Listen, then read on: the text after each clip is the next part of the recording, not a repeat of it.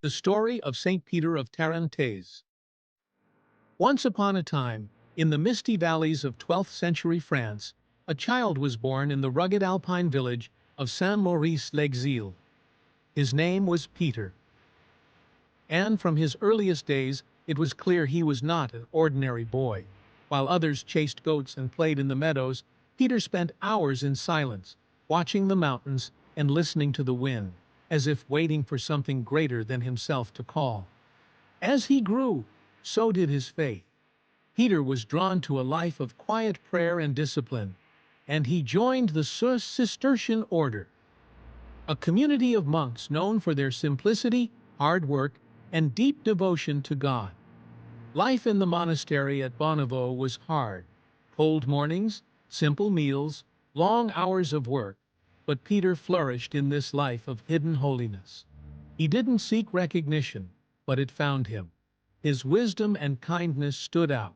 And soon, Peter was made abbot of the Tamier Abbey, a remote monastery high in the Tarentaise mountains. There, amid snow-covered peaks and winding trails, he led his brothers in prayer and service. He opened the doors of the abbey to travelers and pilgrims, offering warmth, food, and shelter to any who passed by. In those dangerous mountains, his monastery became a beacon of hope, a place of light in a world often clouded by fear and uncertainty. But Peter's quiet life was interrupted. The St. Archbishop of Tarentaise, the spiritual shepherd of the entire region, had died. The people, and even the Pope, looked to Peter. They needed a holy man, someone wise and just, someone who would not seek power but would serve the people. Despite his protests and tears, Peter was chosen as archbishop, and so, reluctantly, he traded his humble robes for the vestments of a bishop. He ruled not from a throne, but from the streets, walking among the poor, healing the sick, and comforting the weary. He taught peace to warring nobles, and brought food during times of famine.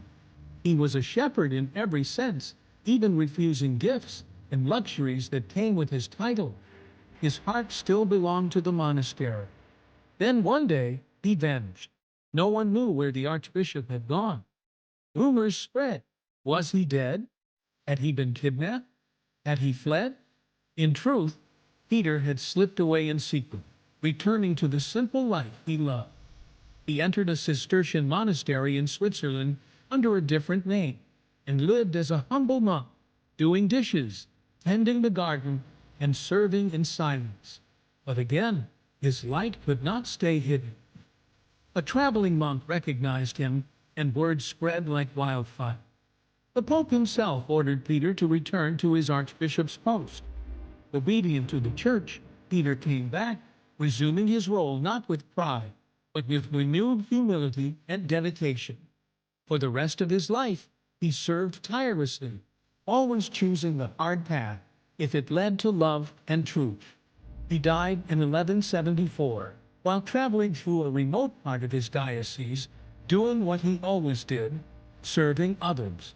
And so, Peter of Tarentaise, monk and archbishop, mountain shepherd and hidden saint, passed into legend. A man who never sought greatness, but found it by following the call of love.